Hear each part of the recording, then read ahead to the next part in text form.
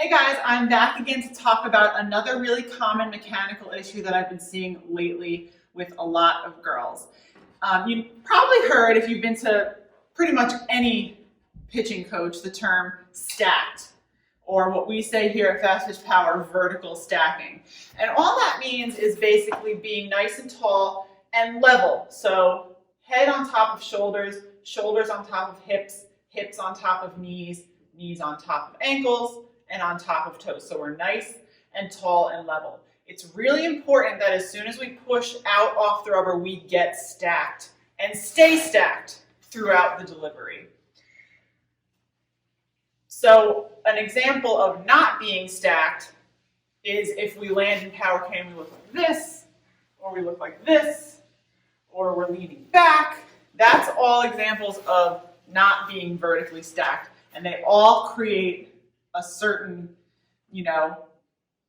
kind of mechanical issue that can affect the pitch. The one I'm going to talk about today, though, is the importance of keeping your hips underneath your shoulders. Something that I've been seeing a ton lately, whether it's during an isolated drill where the pitcher is, not really moving much at all except for her arm, or after pushing off the rubber when the pitcher lands in power K, is girls trying to use their body to deliver the ball and try to get more speed. So, for example, what I would see is if a girl is doing the isolated forearm fire drill, for example, is right when they're about to pull their arm down and deliver, they go like this. So they're letting their upper body lean across the power line, and the hips are sticking out behind them. So let's talk about why this is an issue and what it can make the pitch do, what you'll see the pitch do because of it. So when we lean forward like this, our throw zone moves down, and then we stand up as we deliver, which creates lift in the ball. It makes the ball bounce off the throw zone, and you can see elevated pitches because of that.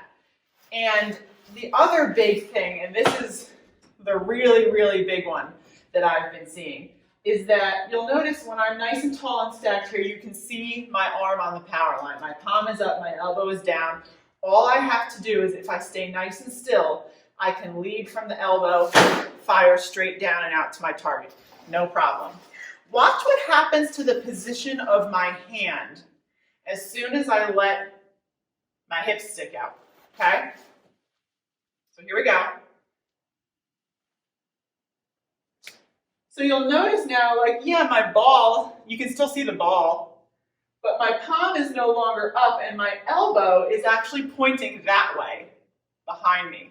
So if I were to pull my hand straight down, my elbow is going to hit my body and I'm going to have to come around or use hip and shoulder rotation to deliver, and I'm going to end up having more of a push than a snap. So what you're going to see from that is slower speeds and a lot of inside-outside pitches because of the resulting hip and shoulder rotation and arm having to come around and across the body. So again, keeping the hips under the shoulders allows us to keep that good palm up, elbow down position so we can snap and fire and deliver. Whereas when we bend over, you can't really keep your palm up and elbow down, right? Unless I'm coming way out here, which would take me off the power line anyway. So what happens is we get the hand in this position, which is a very pushy and stiff position that creates a lot of tension. The elbow gets stuck behind the body, and we have to rotate and come around to deliver. So that's really the biggest thing that I've been seeing lately is girls right when they're about to deliver will go like this, and they'll have to rotate and get caught behind the body when they deliver. And again, it can happen when you're doing drills, or it can happen when you're landing in power K. If you land here, we're going to get into that pushy, stiff position. Some other things that you might see happening is, when we land nice and tall, as you know, when we stride off the rubber, our front foot, if we're a righty, should land very slightly to the left of the power line, so we have a nice clear path for our arm to get through. Well, if we're landing with our hips sticking out, we can't really land with our foot in the correct spot because we don't have any balance. We're going to end up falling to the side, which is why a lot of times when girls land with their hips sticking out, you'll see a big sloping drive through and then a fall this way. The other thing that will happen is to keep balance. A lot of times when girls land with their hips sticking out, the foot will just land on the power line, which, as we know, blocks the arm out and can also take our arm very far off the power line, which again will create slower speeds and inside-outside pitches. But the big one is that palm up, elbow down position.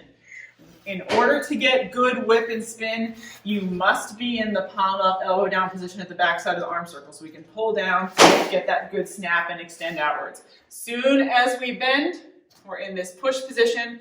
We have to rotate, come across our body. We're losing speed and we're losing command. So that is why keeping the hips under the shoulders and staying nice and tall and stacked is so important when it comes to pitching. I hope you guys have found this helpful. Please feel free to ask me any questions or share your comments with vertical stacking or any of these drills that we talk about, and I'll talk to you next time.